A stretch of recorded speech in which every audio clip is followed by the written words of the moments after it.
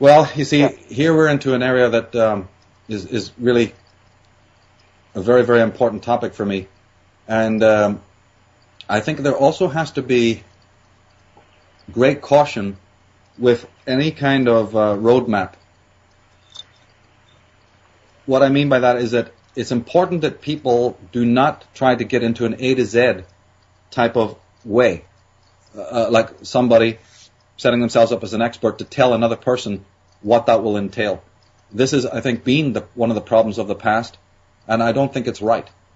If we were to just talk, sort of loosely, I might say, as I've done on various occasions, oh, you should get into the work of, Alexander Lowen and look into bioenergetics, or, hey, why don't you, go over and read Arno Gruen or R.D. Laing, And of course we can reference, and I try to do that in my professional work on the blog, forum, and in the sources. And I don't mind doing that to a certain extent by saying, oh, you have an interest here? Check out this, or check out some more of Wilhelm Reich's lesser-known works like Listen, Little Man, or The Mass Psychology of, Fascism, or whatever, and continue the studies.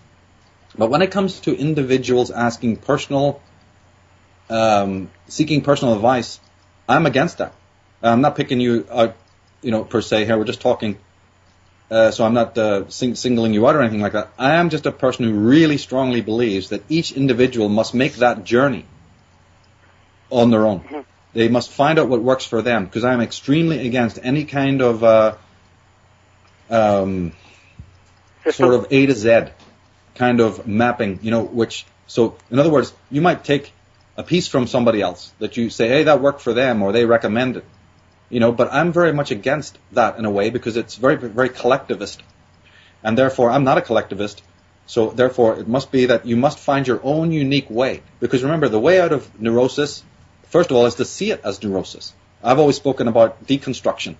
In order to solve the problem, you must get all the false things out of the way. In order to see the self, which is, in fact, you can't see it until you're first familiar with all the things that are not the self. You've got to study the mind in totality. And that might lead you then into Jungianism, or into Freudianism, or even into Blavatsky, or into occultism, or into Wilhelm Reich, or goodness knows where it will lead. You see, and that person then, it's the road that they're traveling is absolutely unique and independent. I can't insist upon this more, because it actually has a very strong metaphysical basis. Because as a matter of fact, when you finally arrive at your so-called solution or revelation, it is not so much the ending and the gaining of the insight at the end that is important. In fact, you might even go so far as to say that the ending that you arrive at is entirely based on the steps that you've taken to get to that road. And this is what I always try to make clear, because we are so goal-oriented. We drag all our bad behavior and all our bad lessons into this world of psychological development, and also into the world of the occult. I like what Erich Fromm said. Erich Fromm talked about mutability and doing basically what I'm saying, which is carve your own road out, because in fact the goal at which you arrive will be based on those 360 steps you took as you travel through the cycle, you see. So the ending is in the journey. And therefore, if the journey is in some way illegitimate or inauthentic or collectivist or whatever language you want to use, you see that in the end will create another form of neurosis. Because the way things are in the world and the way the mind works is the mind is a very bizarre thing. It's like you try to throw a net, to use a metaphor, you try to throw a net over the mind to try and solve one of its problems, or rope it in, or say, I've got a piece of it now. And do you know what happens? Like some weird, chameleon circuit, the mind becomes the net you've thrown on it. This thing is really the trickster, you see. So in a way, we've got to be very careful. And therefore, this serpentine mind that we have is pretty ambivalent. It's a very amazing adversary in one way. And therefore, one of the things that I've isolated that causes a lot of problems is this collectivism. And when you go to a teacher who's written a book or has a particular ideology or philosophy, there's a tendency to not realize that teacher, and remember, a lot of these teachers may not even say what I'm saying, and therefore you adopt their theories or you adopt their philosophies because it's, again, a part of the mind that needs handrails.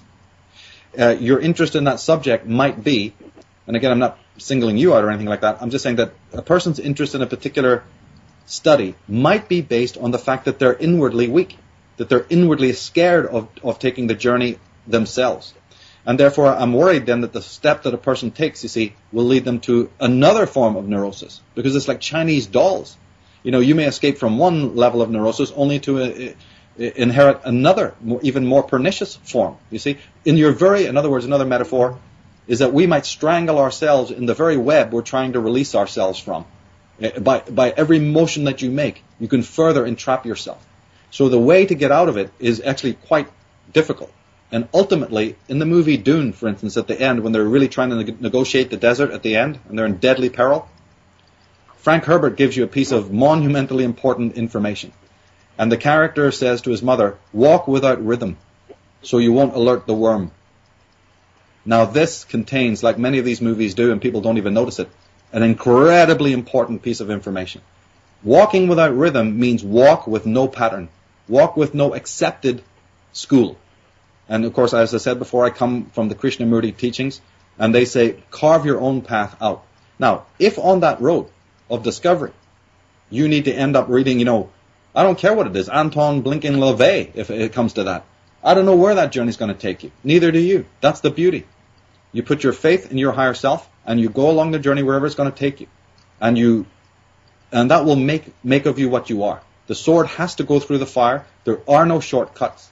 And there will be many guides, and there will be many deceivers. And there's no way, really, to stop that from happening, because we're dealing here, ultimately, with our own minds. And therefore, everything we learn from everybody else, every other teacher we may admire, is ultimately a reflection of something about ourselves. We wouldn't even be coming to that person. We wouldn't even be interested in that doctrine, unless something within ourselves was leading us there. It's almost like, are you playing the guitar, or is the guitar playing you? Is the music playing you, or are you playing it? And as you go very deeply into this journey, sometimes those lines become very ambivalent, because there is a higher self. I do believe there is a higher self, and that higher self guides us. And therefore, in our world today, there's been so much institutionalization and territorialization of knowledge. And I think this is the problem. So indirectly, it answers your question, because the first thing to do is see that there is a neurosis. And the way out of it is to study that neurosis. Study all those forms of anti-truth. Study all those forms of pseudo-love. Study all those forms of pseudo-reality until you're almost sick of it. Until you're so familiar with it, like a forensic detective hunting some maniac. Right? That serial killer, that creep, looks out his window, and there in the pissing rain, there he is. There he is, Popeye Doyle, eating his burger, looking up at your window in howling storms. He's awake. You got to become like that. You got to become like that. You got to be on the trail of the predator from morning till night, every waking moment. Let nothing else be more important. Nothing. Become completely. Don't follow the tiger thinking it's going to lead you out of the woods. And secondly, become absolutely up to speed on the nature of your predator, or the nature of that which you're seeking. Become completely knowledgeable about it. This goes in wartime. We know that the generals had the picture of their adversary right on their desks or right on the wall above them. We know that the greatest detectives have the minds of criminals. Why is that? Because it's almost like a yin-yang thing.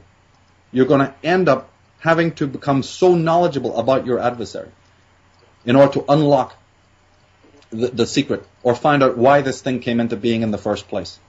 I've said it in other works in different ways, in which I said you have to embrace the shadow. That's what I mean by doing shadow work. Instead of projecting a face of fear into the unconscious, you project something different, because you're going to meet in reality, or you're going to meet in your psyche, exactly the kind of consciousness that you project into it. This is the way that mysteries are. And therefore, the person who enters into any kind of mystery, be it inward mystery or not external mystery, everything they do on that journey is going to be predicated upon the kind of intent that they have. Intention is absolutely everything. And that is what it's all about. So if you then have a complete sense of determination, and also optimism, and the right kind of attitude, then amazing things will come to you. But the mind tricks us into wanting those revelations to be collective in some way. Oh, I've had this wonderful experience. Now I'm going to write about it and share it with the world. Or is this experience I'm having, can my girlfriend get it too? You know, we're already packaging it. Do you know how rare it is in this world to have a personal experience or relationship with something? One-to-one, just yourself alone, without being contaminated by what mommy and daddy and everybody else, you know. So everybody is everyone. We even have billboards now talking about this collective claptrap. The social hive is becoming almost ubiquitous. It's almost like there's nothing personal anymore. But you see, the thing that we love about the beautiful creations of the Wilhelm Reichs and the Ezra Pounds and the Rilkes and the musicians is that it's completely unique. You wouldn't have had that thing without them doing it. That's what makes a Segovia attractive, or a particular artist, you see, that we like their work or whatever. And we even talk about filmmakers having a certain style. So that's what I'm talking about. It's really not that esoteric. It's like, what is your own style? What is your own flavor? What is your own understanding? Every institution in the world is working on the mind of the child to condition it to think like other people and to have everything secondhand and everything borrowed. So on your journey, you might find that it's Wilhelm Reich is your guide, you know, or Ayn Rand or whoever. And therefore, that's part of your treasure trove. That's part of your interest. And whether or not other people get it or not, or whether other people are into it or not, really should be of a much, much lesser concern. So that's basically the only thing I can say about that. Amazingly said, amazingly said.